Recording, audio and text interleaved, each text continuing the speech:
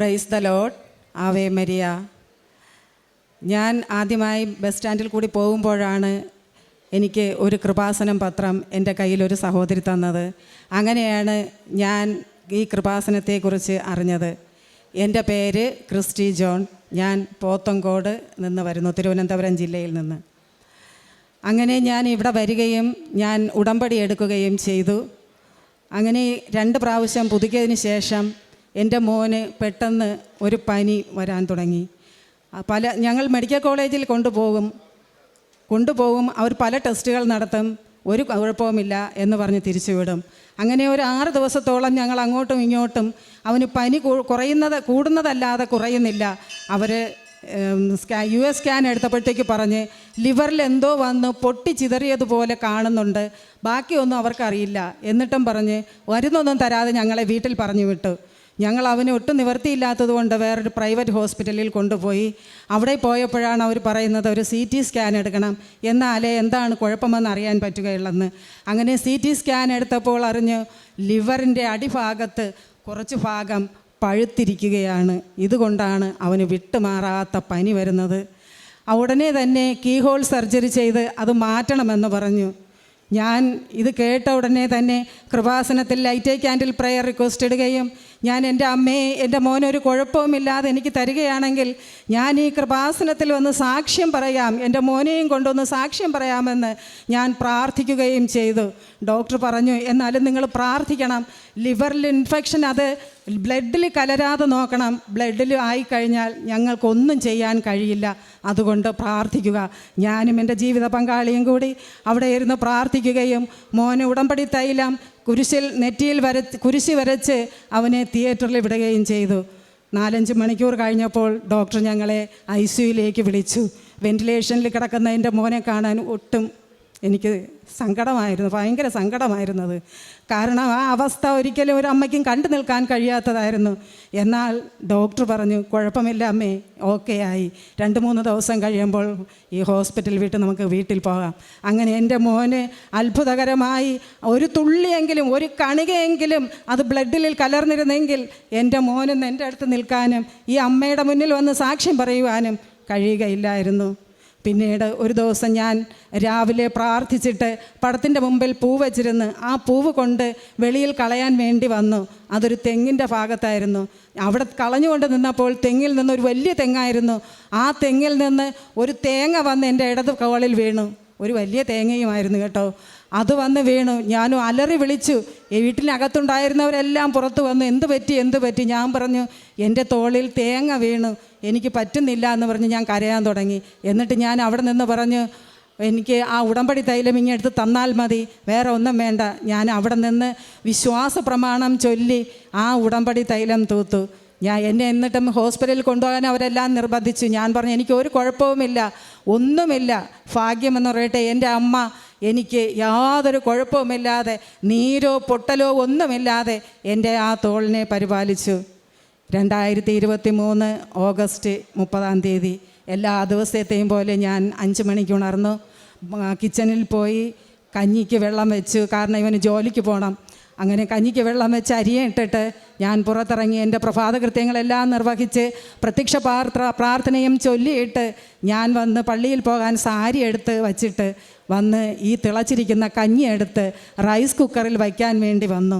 പക്ഷേ നിർഭാഗ്യവശാൽ അന്ന് മാത്രം ഈ കഞ്ഞി തിളച്ച് പതഞ്ഞ് വെള്ളമെല്ലാം ചാല് പോലെ തറയിൽ ഒഴുകിക്കിടന്നു. ഞാൻ കണ്ടില്ല. ഞാൻ ഈ വെള്ളത്തിൽ ചവിട്ടി ചറുക്കിപ്പോയി. ഹൈ ഫ്ലെയിമിലിരിക്കുകയായിരുന്നു. സ്റ്റൗവിൽ തിളച്ചുകൊണ്ടിരുന്ന കലത്തിൽ എൻ്റെ ഈ കൈ തട്ടി. ആദ്യം ഞാൻ വീണു, തലയിടിച്ച് വീണു. എൻ്റെ പുറത്തുകൂടി, എൻ്റെ തലയിലും മുഖത്തിലും ശരീരത്തിലും കൂടി ആ തിളച്ച കഞ്ഞി ഫുള്ളും കമന്നു. എൻ്റെ അലറിയ വിളി കേട്ടും കൊണ്ട് എൻ്റെ ജീവിത പങ്കാളി വന്നു. എന്നെ എടുക്കാൻ പറ്റുന്നില്ല, എനിക്ക് കഴിക്കാനും പറ്റുന്നില്ല. എങ്ങനെയോ എൻ്റെ ഈ ഒരു കയ്യിലും കൂടെ പിടിച്ച് വലിച്ചിഴച്ചതുപോലെ ഡൈനിങ് റൂമിൽ കൊണ്ടുവന്നു. അവിടെ വന്നപ്പോൾ എൻ്റെ മോനും മോളും വിളി കേട്ട് എഴുന്നേറ്റ് വരികയായിരുന്നു. മോളെ കണ്ടപ്പോൾ ഞാൻ പറഞ്ഞു, എനിക്കറിയാമായിരുന്നു എൻ്റെ ബോധം നശിച്ചു കൊണ്ടിരിക്കുകയാണ്. ഞാൻ എൻ്റെ മോളോട് പറഞ്ഞു, മോളെ എനിക്ക് നിന്നെ കാണാൻ സാധിക്കുകയില്ല എന്ന് പറഞ്ഞതും എൻ്റെ ബോധം പോയി. ഞാൻ അവിടെ വീണു. എൻ്റെ മോൾ എന്ത് ചെയ്തു? ഒന്ന് ഞാൻ വിചാരിച്ചിരുന്നത് അവൾക്കൊട്ടും വിശ്വാസമില്ലെന്നാണ്. പക്ഷേ എൻ്റെ മോൾ ഓടിപ്പോയി ഉടമ്പടി തൈലം എടുത്തുകൊണ്ട് വന്ന് എൻ്റെ നെറ്റിയിലൊരു കുരിശും വരച്ച് 2 തുള്ളി എൻ്റെ നാവിലും തന്നു. ഞാനിതൊന്നും അറിയുന്നില്ല. ഉടനെ തന്നെ എൻ്റെ അമ്മ എന്നെ കുതിരശക്തിയുടെ പവറിൽ എന്നെ പെട്ടെന്ന് എഴുന്നേൽപ്പിച്ചു. അവിടെ നിന്ന് ഞാൻ ചാടി എഴുന്നേറ്റ് ഞാൻ നോക്കുമ്പോൾ ഇവരെല്ലാവരും കരയുകയാണ്. എനിക്കും എൻ്റെ വേദന കാരണം ഞാനും അലറി കരയുകയാണ്.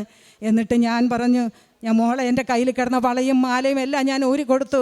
ഞാനിട്ടിരുന്ന ഫുൾ ഡ്രസ്സും ഞാൻ ഊരി മാറ്റി ഒരു നൈറ്റി മാത്രം എടുത്തിട്ട് ഞാൻ എൻ്റെ ജീവിത പങ്കാളിയോട് പറഞ്ഞു, നമുക്ക് ഹോസ്പിറ്റലിൽ പോകാം.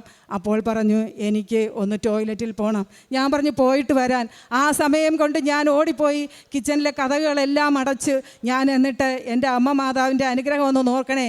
ഞാൻ ഓടിപ്പോയി കണ്ണാടിയിൽ നോക്കി എൻ്റെ തലയിലും മുഖത്തും എന്താണ് സംഭവിച്ചതെന്ന്. പ്രിയമുള്ളവരെ, ഞാൻ എൻ്റെ രൂപം അവിടെ കണ്ടില്ല.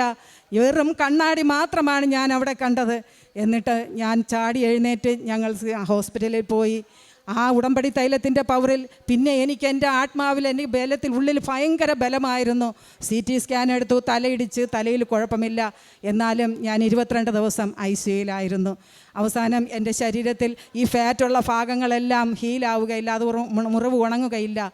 അതുകൊണ്ട് ഡോക്ടർ പറഞ്ഞു പ്ലാസ്റ്റിക് സർജറി നടത്തണം. ഈ പ്ലാസ്റ്റിക് സർജറി നടത്തണമെന്ന് പറഞ്ഞപ്പോഴേ എനിക്ക് പേടിയായി. കാരണം ഓരോ ദിവസവും ഡോക്ടർ ഡ്രസ്സ് ചെയ്യാൻ വരുമ്പോൾ ഇളക്കി മാറ്റുന്ന ഓരോ പാഡിൽ നിന്നും എനിക്കുണ്ടാകുന്ന വേദന എനിക്ക് അസഹനീയമായിരുന്നു. ഞാൻ അങ്ങനെ എൻ്റെ അമ്മ മാതാവിനെ വിളിച്ച് എപ്പോഴും പ്രാർത്ഥിക്കുമായിരുന്നു, അമ്മേ എനിക്ക് പേടിയാണ്, എൻ്റെ കൂടെ വരണേന്ന്. അങ്ങനെ തിയേറ്ററിൽ കൊണ്ടുപോയി. തിയേറ്ററിൻ്റെ ഫ്രണ്ടിലെത്തിയപ്പോൾ 2 കരങ്ങൾ എൻ്റെ താടിയിലും കവിളിലുമായി തലോടിയിട്ട് പറഞ്ഞു, എന്തിനാ ഭയപ്പെടുന്നത്? ഞാൻ കൂടെയില്ലേ? എൻ്റെ മകനെ നീ ആത്മാവിലും സത്യത്തിലും ആരാധിക്കുക, വേറെ ഒന്നും വേണ്ട. അപ്പോൾ തന്നെ ഒരു പാട്ട് എൻ്റെ മനസ്സിൽ വന്നു, അമ്മേ അമ്മേ തായേ അമ്മയ്ക്ക് ഏകമകനെ ആത്മാവിലും സത്യത്തിലും ആരാധിക്കുന്നേ. തിയേറ്ററിൽ കയറി അനസ്തേഷ്യ തരുമ്പോഴും എൻ്റെ ബോധം മറയുമ്പോഴും എല്ലാം ഞാനിത് പാടിക്കൊണ്ടിരിക്കുകയാണ്. അത് കഴിഞ്ഞ് ICUയിൽ വന്ന് എൻ്റെ ബോധം വീഴുമ്പോഴും ഞാൻ ഈ പാട്ട് ഉള്ളിലിങ്ങനെ പാടിക്കൊണ്ടേയിരിക്കുകയാണ്. എൻ്റെ പൊന്നു മാതാവ് എനിക്ക് യാതൊരു കുഴപ്പവും കൂടാതെ എന്നെ ഈ നിങ്ങളുടെ മുൻപിൽ ഒരു സാക്ഷിയാക്കി മാറ്റി. എൻ്റെ ചെവിയിൽ വെള്ളം കയറി. ഇപ്പോഴും എനിക്ക് ആ ചെവിയിലൊരു ഹോളുണ്ട്. തിളച്ച വെള്ളമാണെന്ന് ഓർക്കണേ.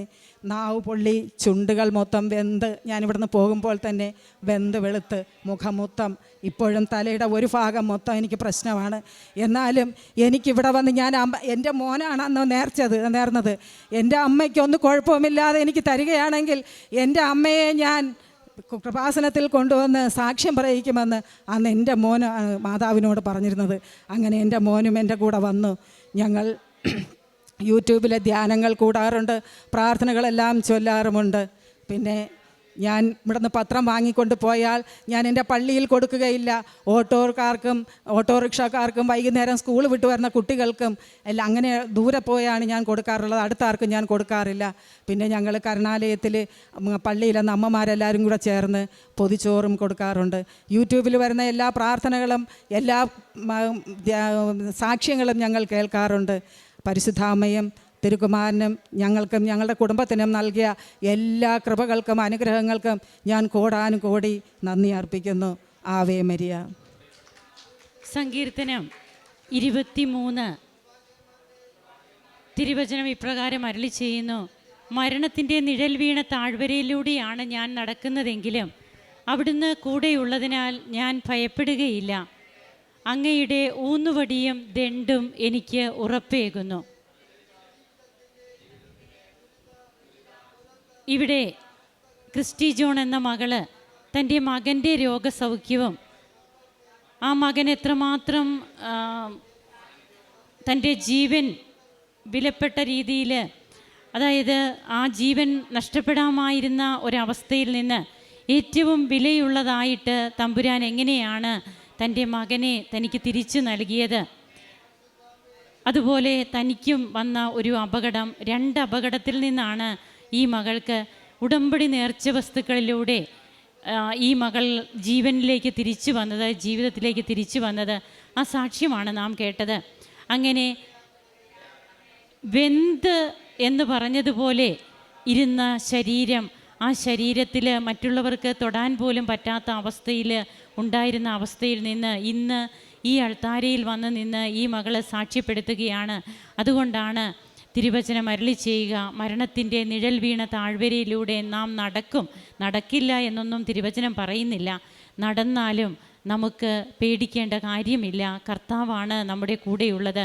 അമ്മ ഈ മകളോട് വന്ന് പറഞ്ഞു എന്നല്ലേ നാം കേട്ടത്, നീ എന്തിനാ പേടിക്കുന്നേ, ഞാനില്ലേ കൂടെ, എൻ്റെ മകനെ നീ ആരാധിക്കുക. അപ്പോൾ തീർച്ചയായും ഇത് അമ്മ മാതാവിൻ്റെ ആഗ്രഹം തന്നെയാണ്, ഈശോ മഹത്വപ്പെടണമെന്നുള്ളത്. അതുകൊണ്ട് തന്നെയാണ് പ്രിയപ്പെട്ടവരെ നമ്മുടെ സാക്ഷ്യം നാം പറയാൻ മടിക്കരുത് എന്ന് പറയുക. ആ സാക്ഷ്യം എല്ലാവരും കേൾക്കെ തന്നെ നാം പറയണം. സാക്ഷ്യം എഴുതി തന്നിട്ട് പോയാൽ പോരാ, എഴുതി കൊടുത്തിട്ട് നമുക്ക് എന്തിനാണ് പേടി? സിസ്റ്ററെ, പേടിയാണെന്ന് ചിലർ പറയാറുണ്ട്. എന്തിനാണ് നാം പേടിക്കുന്നത്? ആരെയാണ് നാം പേടിക്കുക? ദൈവത്തെ അല്ലാതെ. നമ്മുടെ സാക്ഷ്യം പറയുന്നതിന് നാം ഒരു മടിയും വിചാരിക്കരുത്. ദൈവം എപ്പോഴും നമുക്ക് നന്മകൾ തന്നുകൊണ്ടാണ് ഇരിക്കുക. അപ്പോൾ ആ നന്മകൾ പ്രഘോഷിക്കാനുള്ള ശക്തി, ഊർജം അത് നാമാണ് നേടിയെടുക്കേണ്ടത്. അത് നാം നേടിയെടുക്കേണ്ടത് പരിശുദ്ധാത്മാവിൽ നിന്നാണ്. ദൈവത്തിൻ്റെ കൃപയും അനുഗ്രഹവും എന്നും നമ്മോടും നമ്മുടെ കുടുംബത്തോടും ഒപ്പം ഉണ്ടാകട്ടെ. ഈ സാക്ഷ്യം പറഞ്ഞ് ഇപ്പോൾ തൻ്റെ മകനോടൊപ്പം ഇവിടെ വന്നതെന്ന് സാക്ഷ്യം പറഞ്ഞ് ദൈവത്തെ മഹത്വപ്പെടുത്തുന്ന ഈ കുടുംബത്തെ സമർപ്പിച്ചുകൊണ്ട് നമുക്ക് കരങ്ങളടിച്ച് ഈശോയ്ക്കും അമ്മയ്ക്കും നന്ദി പറയാം. അത്യപൂർവ ദൈവാനുഭവങ്ങൾ ഇനി നിങ്ങൾക്കും സ്വന്തം. ഈ യൂട്യൂബ് ചാനൽ ഇതുവരെ സബ്സ്ക്രൈബ് ചെയ്തിട്ടില്ലെങ്കിൽ ഇപ്പോൾ തന്നെ സബ്സ്ക്രൈബ് ചെയ്യുക. ഈ വീഡിയോ ഇപ്പോൾ തന്നെ നിങ്ങളുടെ സുഹൃത്തുക്കൾക്ക് ഷെയർ ചെയ്തുകൊണ്ട് കർത്താവിൻ്റെ പ്രേക്ഷിതരാകുക.